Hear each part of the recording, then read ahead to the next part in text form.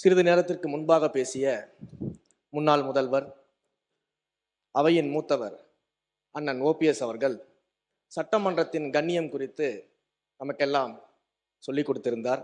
உண்மையில் முடிச்சிடறேன், சம்மதம் இல்லைங்க, முடிச்சிடறேன் சொல்லிடுறேன். இல்லை என்ன அதையெல்லாம் முதல் முறையாக சட்டமன்றத்திற்கு உறுப்பினராக வந்திருக்கக்கூடிய நாங்கள் கற்றுக்கொள்ள தயாராக இருக்கிறோம். அதுல எங்களுக்கு எந்த விதமான ஆட்சேபனையும் கிடையாது. அதே சமயத்தில் அண்ணா சொன்ன கடமை, கண்ணியம், கட்டுப்பாடு என்பதையே தன்னுடைய மூச்சாக வைத்திருக்கக்கூடிய மாண்புமிகு முதல்வர் அவர்களும் அதற்கான கருத்தை இப்போது தெரிவித்து விட்டார். அண்ணன் அவர்களுக்கு சட்டமன்றத்தின் முதல் முறை உறுப்பினராக இருக்கக்கூடிய நான் ஒரு சிறிய வேண்டுகோளையும் வைத்துக் கொள்றேன். இந்த நேரத்தில் எப்படி கண்ணியம் குறித்து அண்ணன் எங்களுக்கு எல்லாருக்கும் சொன்னாரோ, அதே போல தங்கள் கட்சியினுடைய மாண்புமிகு எதிர்கட்சி தலைவருக்கும் சிறிதளவு அதை நீங்கள் சொல்லிக் கொடுக்க வேண்டும் அப்படின்னு நான் கேட்கிறேன். உறுப்பினர் ஏன் அப்படின்னா என்ன ஏன் சொல்றேன் ஏன்னு சொல்றேன் சொல்ல வர காரணத்தை சொல்றேன். 8 கோடி மக்களின் பிரதிநிதியாக இருக்கக்கூடிய மாண்புமிகு முதலமைச்சர் அவர்கள் அவைக்குள்ளே வரும் பொழுது அமர்ந்திருக்கக்கூடிய எதிர்கட்சி தலைவருக்கு அந்த கண்ணியத்தை சொல்லிக் கொடுத்து 8 கோடி மக்களின் முதலமைச்சருக்கு அந்த மரியாதையை தர வேண்டும் என்ற கண்ணியத்தை சொல்லித்தர வேண்டும் என்பதை பேரவைத் தலைவர் வாயிலாக தெரிவித்துக் கொள்கிறேன். நீங்க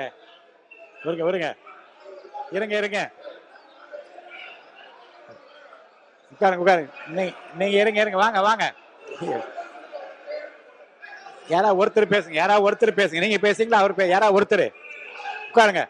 யாரா ஒருத்தர்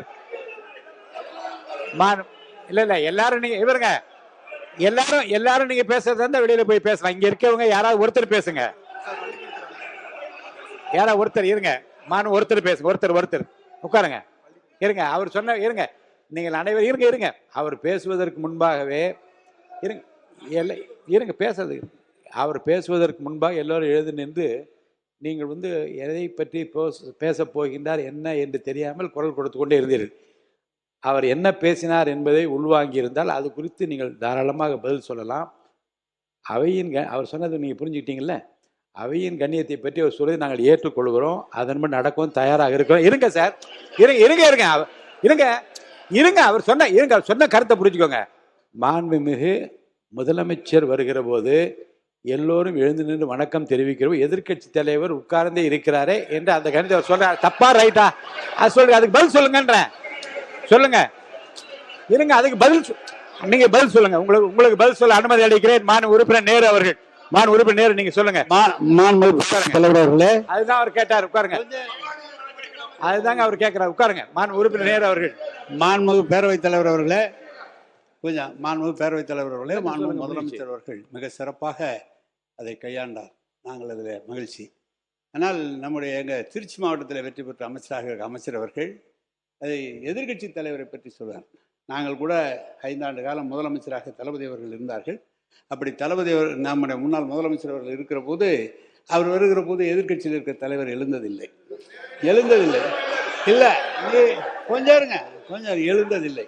எனவே அது ஒரு குற்றக்குறையாக அல்ல, அவரவருடைய எண்ணம், அவருடைய நடைமுறை அதானே தவிர, அதை சொன்னபோது சொன்னது வரைக்கும் நாங்கள் அதில் ஒன்றும் இல்லை. ஆனால் எதிர்கட்சி தலைவர் கற்றுக் கொடுக்க வேண்டும் என்றெல்லாம் அவர் சொல்ல வேண்டிய அவசியம் இல்லை. அதான் விஷயம்.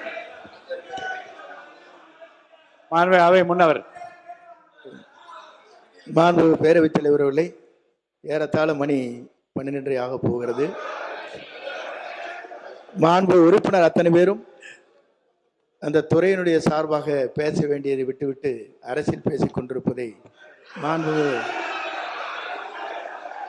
மாண்பு அவைத்தலைவர்கள் அதற்கான ஒரு முற்றுப்புள்ளி வைக்க வேண்டும் என்று கேட்டுக்கொள்கிறேன்.